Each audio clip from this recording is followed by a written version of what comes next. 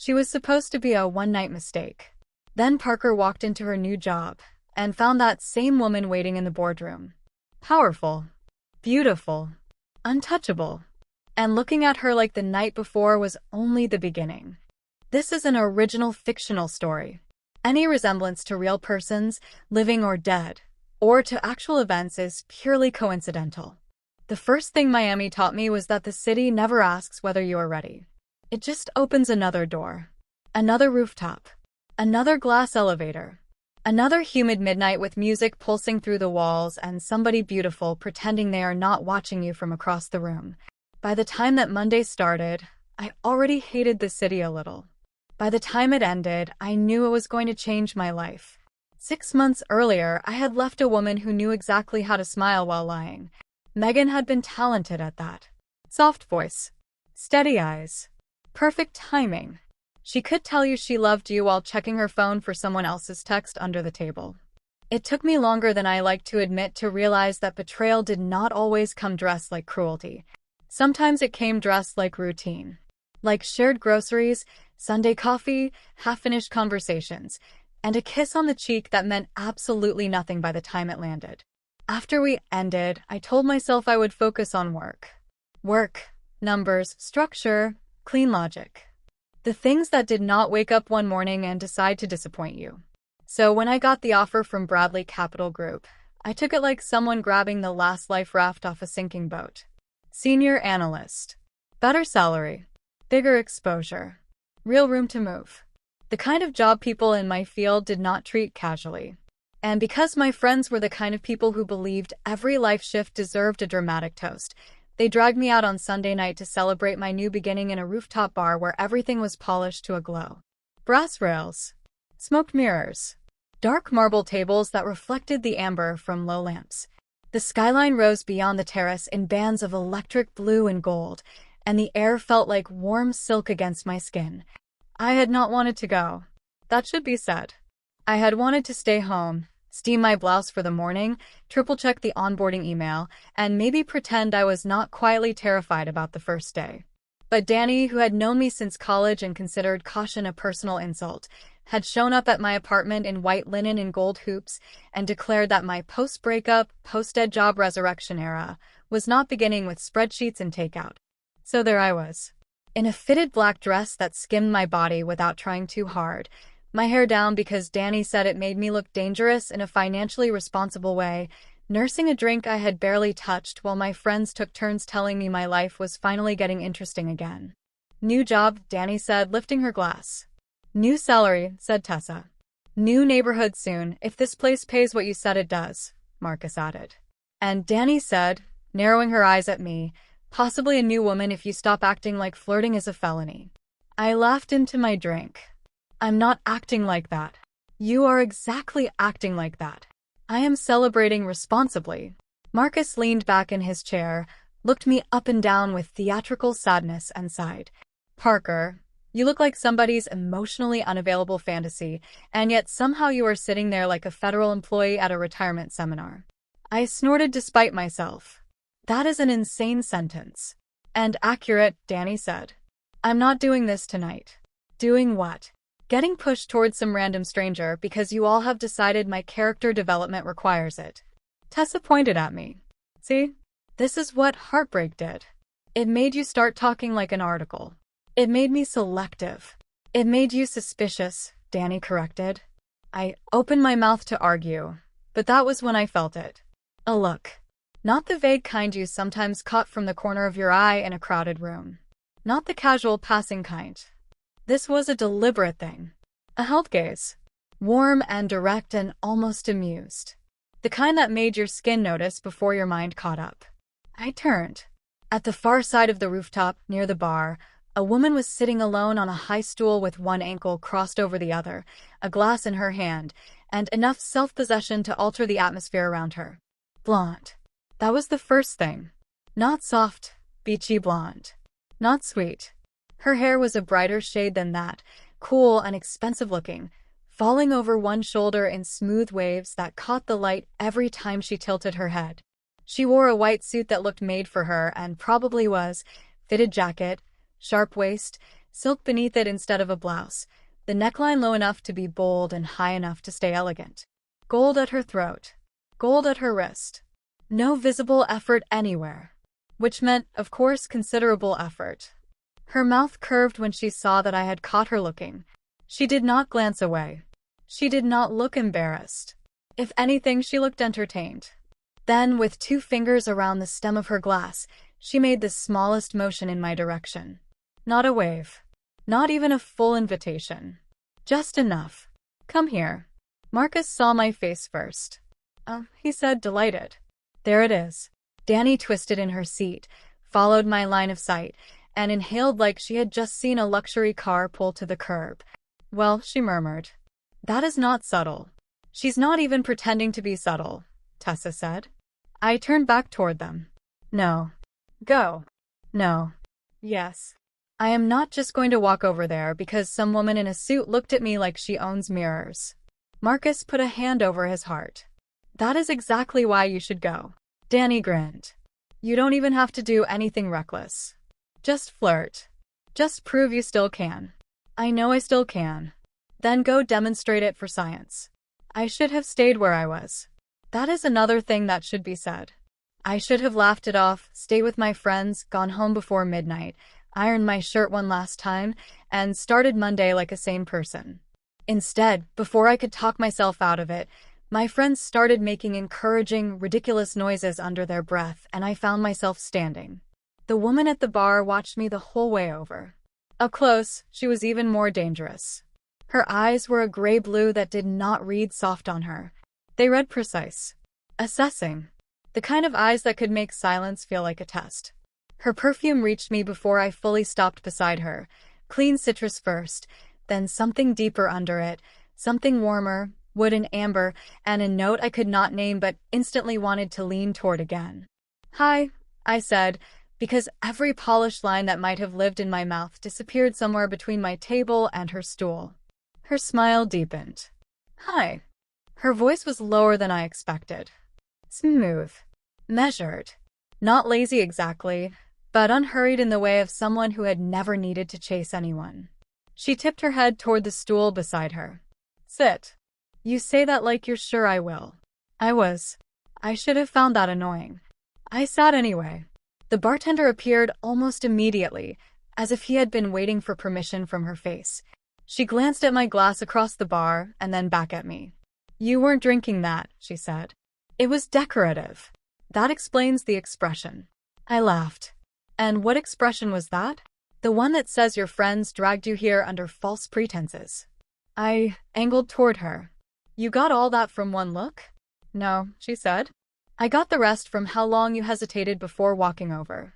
God. She had noticed that too. That's very observant. That's one word for it. The bartender asked what I wanted, and before I could answer she said, something better than what she was pretending to drink. I looked at her. That's bold. She held my gaze. Was I wrong? I should have pushed back more. I knew that. But there was something about the certainty in her that did not feel like arrogance for its own sake. It felt practiced. Earned. Possibly unbearable in the long term. But magnetic in the short term. Dealer's choice, I told the bartender. The blonde's brow lifted. Just a fraction. Approval? Surprise? Hard to tell. When the bartender moved away, she turned toward me fully. So, are your friends celebrating something? Or were they just bored? My new job. She lifted her glass. That explains the funeral face. It was not a funeral face. It was very close.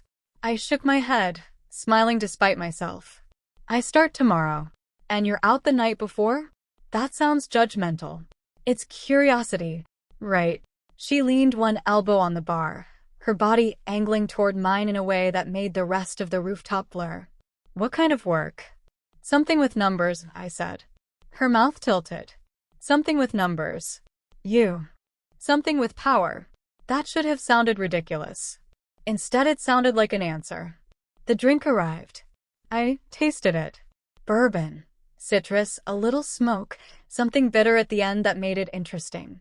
Better than what I had before, which irritated me because it meant she had been right twice in under 3 minutes.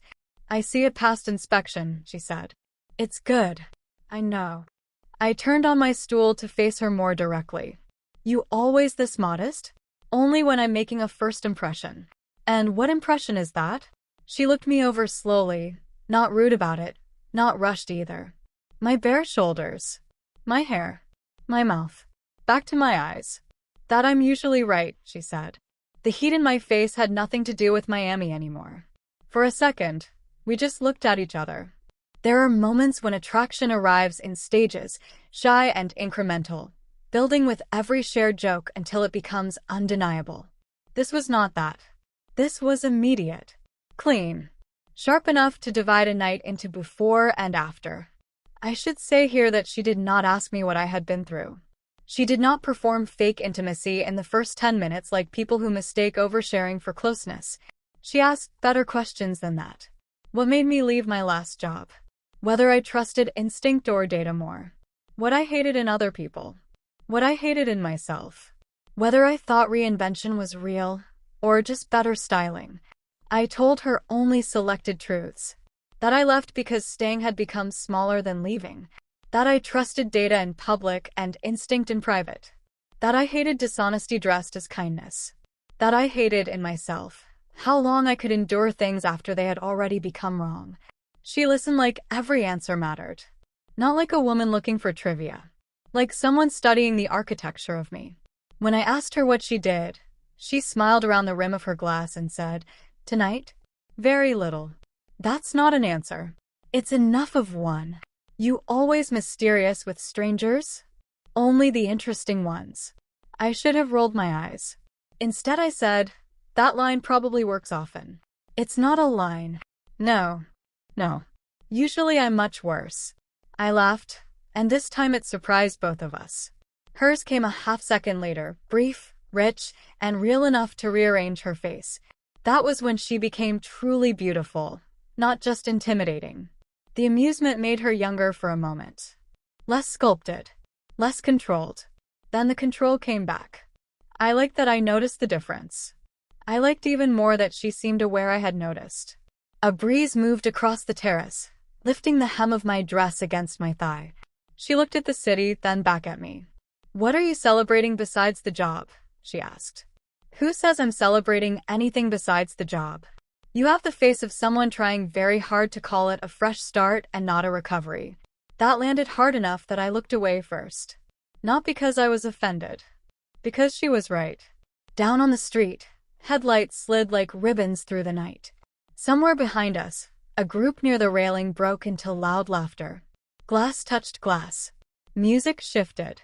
My friends were pretending not to stare. I took a slower sip and said, maybe it's both. She nodded once, like that answer met some internal standard. Recovery from what? She asked. I studied her profile for a moment before answering. Clean nose. High cheekbones. Mouth that looked built for wicked remarks and expensive mistakes. There was no pity in her face, which made honesty easier. Someone who confused being wanted with being valued, I said. Her gaze returned to mine. That's a nasty lesson. It was efficient. And now I'm trying to make better decisions. A small smile. How's that going? I looked at her white jacket, the gleam of gold at her throat, the calm confidence coming off her in waves, and then I looked directly into her eyes. Not great. That made her laugh again. Softer this time. Good, she said. Good. I don't trust people who only make wise decisions. Why? They're either lying or boring. I can be boring. No, she said certain. You really can't. There it was again. That certainty. I still did not know her name and already it was getting under my skin.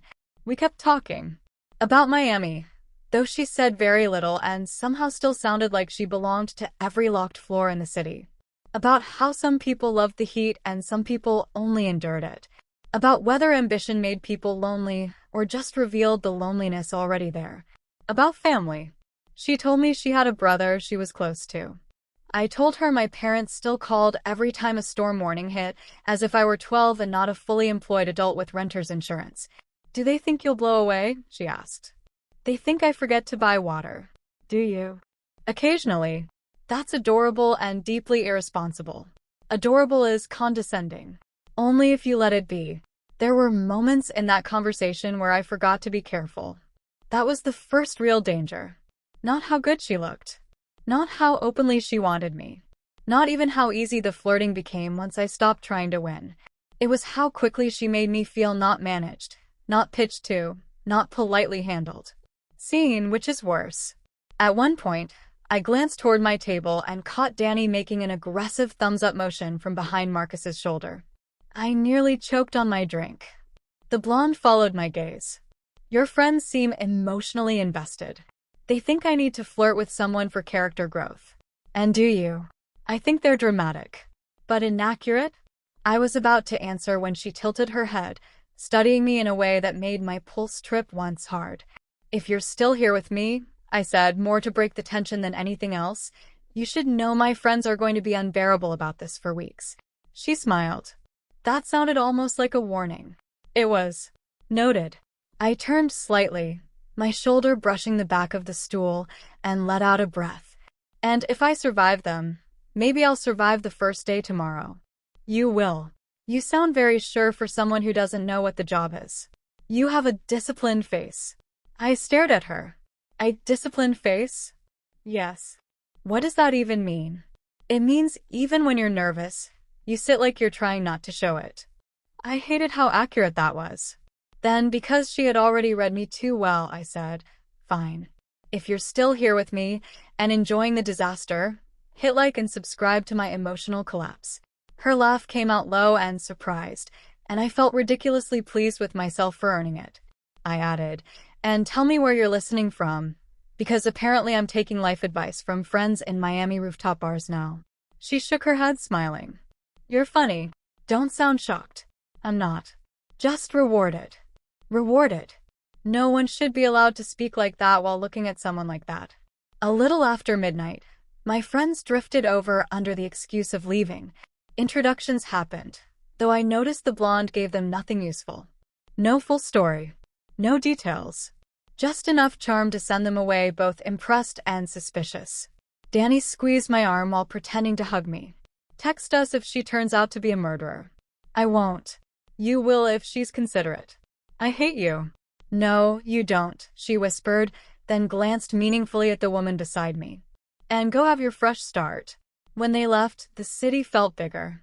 Or maybe the rooftop just felt smaller. The woman beside me finished her drink and set the glass down with a soft click. Do you want another? She asked. No, I said. Her eyes held mine. Do you want to leave? Yes. That was the alarming part. Not because I did not understand the question. I understood it perfectly. Yes, because I wanted to know what her apartment looked like. Yes, because I wanted to know what she looked like with less distance and fewer layers. Yes, because some quiet, reckless part of me wanted, for one night, to choose something based entirely on desire and not on whether it would age well in the morning. I barely know you, I said. And yet, I repeated. She slid off the stool in one smooth movement and stood in front of me. Up close, she was a little taller than I thought in heels, posture perfect, presence impossible. The white suit jacket sharpened the line of her shoulders. The silk beneath it caught the light when she moved. Her rings were simple and expensive. Her nails immaculate, pale, restrained. Nothing loud, nothing cheap, nothing accidental. I can fix the first part, she said. The knowing me part? The leaving with me part. That made me laugh under my breath. Confident. Realistic. And what exactly happens if I say no? Her mouth curved. Then I order another drink and spend the rest of the night being disappointed in your judgment. You think highly of yourself. She stepped just close enough for me to catch the deeper note of her perfume again. I have my moments. I should have asked her more. Last name. Actual work. Anything useful. Instead, I found myself reaching for my bag and saying, fine. Her eyes flashed. Not triumph. Something warmer than that. Something sharper, too. Fine, she repeated. Don't get greedy. Oh, I'm always greedy. And somehow, against all good sense, that only made me want to go more. The elevator down from the rooftop had mirrored walls and dim gold lighting that should have made it feel luxurious. Instead, it felt intimate in a way I was not prepared for. We stood side by side, not touching, and the restraint was somehow louder than if she had put a hand on my back. The city spread beneath us as we descended. Blue-black water. Pools of neon. The moving thread of traffic. Her reflection stood beside mine in the glass. White suit, pale hair, a face that looked composed and dangerous from every angle. I looked at her in the mirror. She was already looking at me. "What?" I asked. "You were going to say no." "I still might." "No," she said softly. "You won't." The elevator doors opened before I could answer. Outside, the valet lane glowed under soft lights. A black car waited at the curb. Not hers, I realized when she opened the back door for me. A car service. Of course. Inside, the leather was cool against the backs of my legs. The partition stayed up. The city moved past in fractured color while the air conditioning hummed softly over our skin. She sat angled toward me, one arm along the seat, not crowding me, not touching me. Not yet. So I said, "Do I get a name before the abduction portion of the evening?" She smiled. "Alice." It suited her so well it was irritating. "Parker," I said. "Alice and Parker," she repeated, as if testing the sound of it. "I like that." "That seems premature." "It's not." I shook my head, smiling despite myself. "You always talk like the conclusion has already been decided?" I asked. "Only when I can see it." "And what can you see?" Her gaze dropped briefly to my mouth, then lifted again. "That you've been trying not to look at me for the last 10 minutes, she said. Heat crawled up my throat. "That's a very convenient theory. It's a correct theory. You enjoy being right too much." "Yes," she said. "I really do." The car turned, and city lights flickered across her face. For 1 second, with the gold and shadow moving over her cheekbones, she looked almost unreal. Like the kind of woman whose photos ended up in magazines because money liked her. Because rooms opened for her. Because people moved when she entered them and convinced themselves afterward it had been their own idea. "So what's your terrible habit?" I asked. Her brow lifted. "Terrible habit? Everybody has one. Only one. Tonight you get one." She considered that. Losing interest too quickly. The honesty in it surprised me. Honest answer. "I don't lie when the truth is more useful." That sounds manipulative. It often is. Should I be worried? She looked at me very directly. "Not unless you want to be." I should have. Instead I said, "That was not reassuring." "It wasn't meant to be." Then, after the smallest pause, "What's yours?" I watched the city pass outside for a beat before I answered. Staying too long after I know better. Something changed in her face then. Not softer exactly. More focused. The car ride from there felt shorter than it could possibly have been. Her building sat near the water, all glass and private discretion. The lobby smelled faintly of white flowers and polished stone. No cheap scent pumped through vents. No clutter. No noise. The kind of place designed to suggest that inconvenience simply did not happen there. The elevator up was private. That should have told me enough. Inside the apartment, the first thing I noticed was the view. Floor-to-ceiling windows. The ocean black and endless in the distance. The city laid out in glittering geometry below us. Inside, everything was muted and precise. Cream, charcoal, pale wood, warm light. Art that looked chosen, not bought in panic before guests arrived. A piano in the corner. A decanter on a low table. A single vase of white orchids. No mess. No half-done life visible anywhere. Then I noticed Alice watching me notice. "It's very subtle," I said. "I hate subtle." "I can tell." She took off her jacket, and I had to work much too hard not to stare. The silk under it moved with her, draping over a body that was somehow both elegant and impossible not to imagine touching. She set the jacket over a chair and crossed to the bar cart. "Drink?" she asked. I should have said no. I said, "Small." She poured 2 fingers into each glass and handed me one. Her hand brushed mine. Tiny contact. Completely useless. My body reacted like she had done much more. We stood by the windows and looked out over Miami as if we were not acutely aware of each other. She asked where I had grown up. I asked whether she always lived in places that looked like private equity fantasies. She laughed. I learned she liked old records more than playlists, that she hated people who confused confidence with depth, that she had a brother who thought she should make saner choices, and that she found this advice uninspiring. I told her she sounded difficult. She told me I sounded tempted. By difficulty? By me. I turned to face her fully then. You're very sure I'm not going to run. You would have done it already. That's arrogant. Parker, she said, stepping closer, you came home with me. The room seemed to narrow around that sentence. I tilted my chin. And now you're standing in my apartment, holding a drink you barely want, looking at me like you're trying to decide whether restraint is still worth the effort. My pulse was beating hard enough now that I could feel it in my throat. She was close enough that if I leaned the smallest amount, I would know whether her mouth was as distracting as I suspected. What if I decide it is? I asked. Her gaze stayed on mine. Then I walk you to the door. That stopped me. Because I had expected pressure. Teasing. Maybe another confident challenge. Not that. Not a clean exit offered without drama.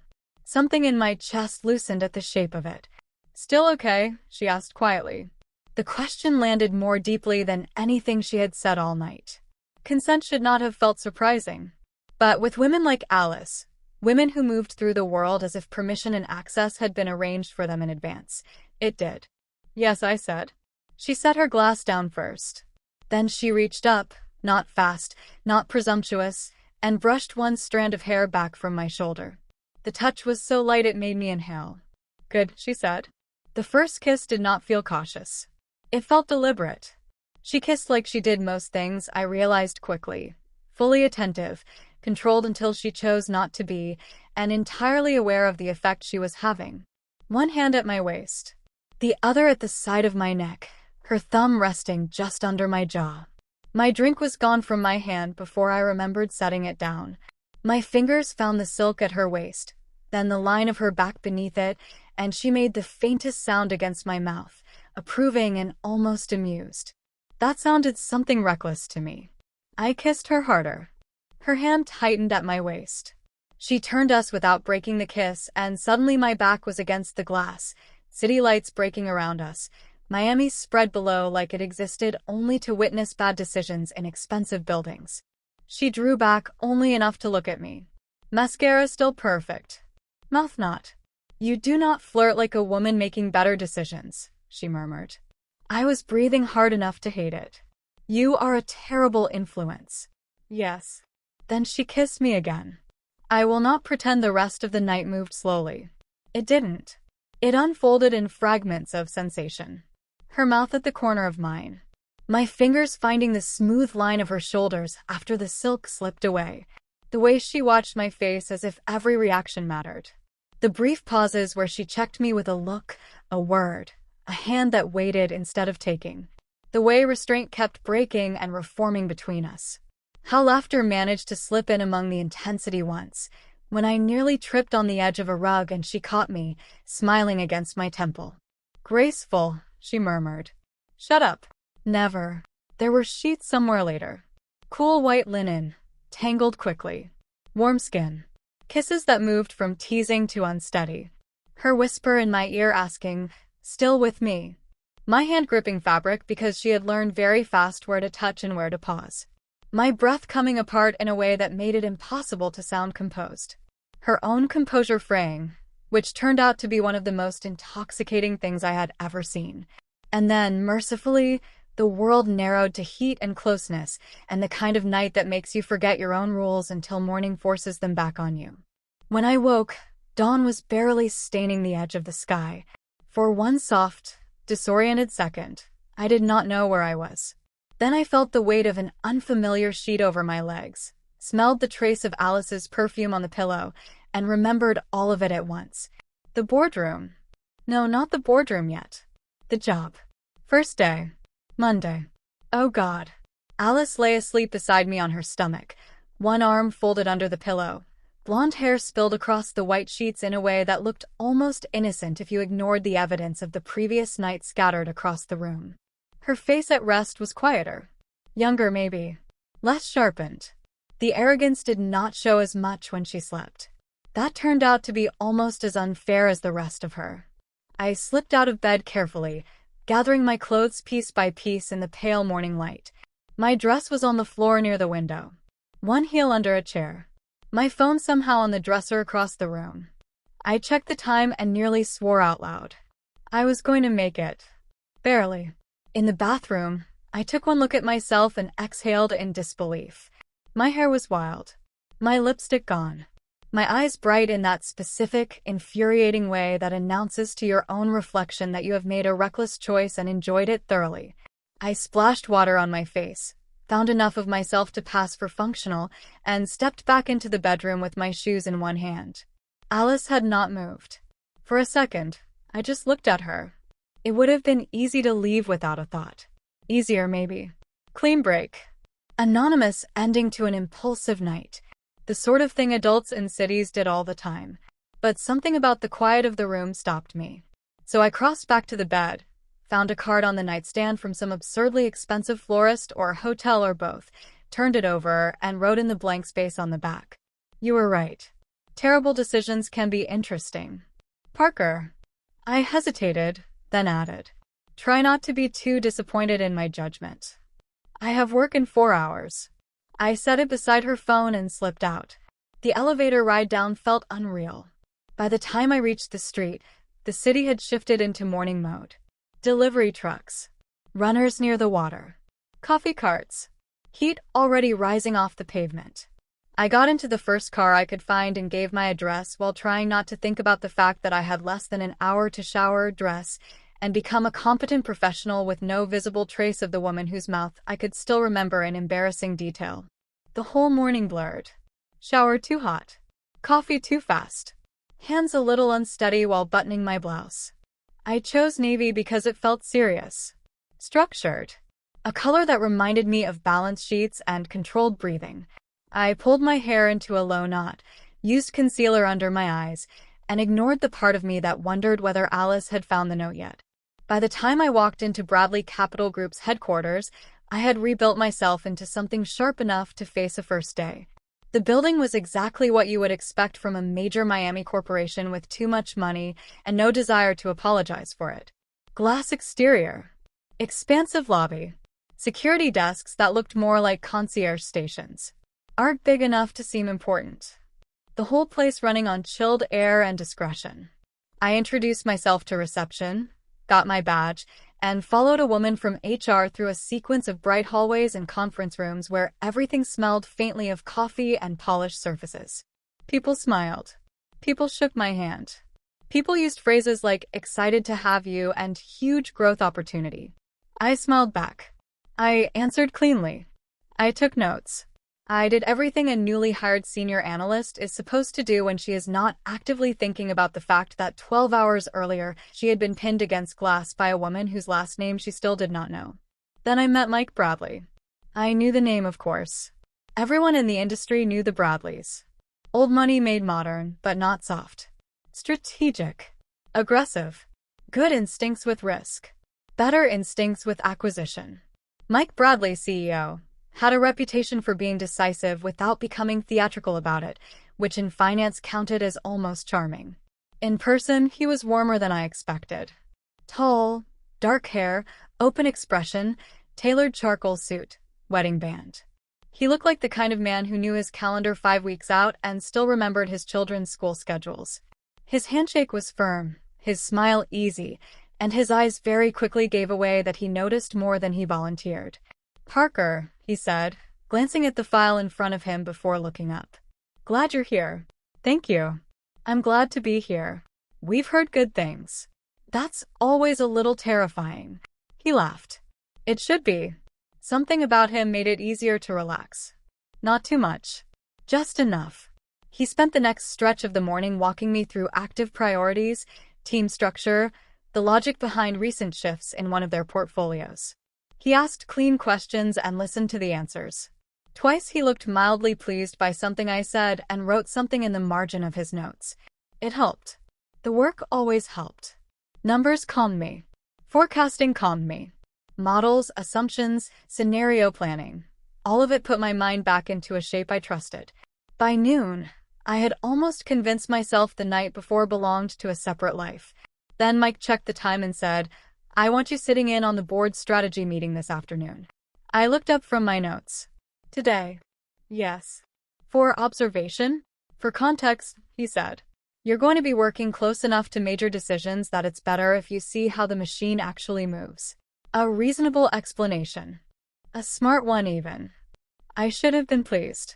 Instead, for no good reason at all, a thin unease moved through me. "Of course," I said.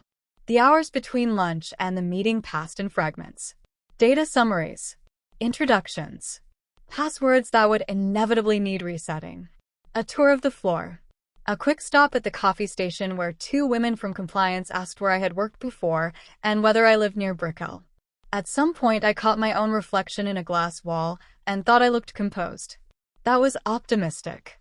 At 3:15, Mike stood from his desk, picked up a folder, and nodded toward the door. "Come on." The boardroom occupied a corner of the top executive floor and looked out over water and skyline in two directions. The doors were thick. The table enormous. Everything in the room was designed to imply permanence. Not comfort. Permanence. When Mike opened the door, a few people were already seated. Two older men in dark suits. A woman with silver hair and rimless glasses. Another man standing by the windows, speaking quietly into his phone.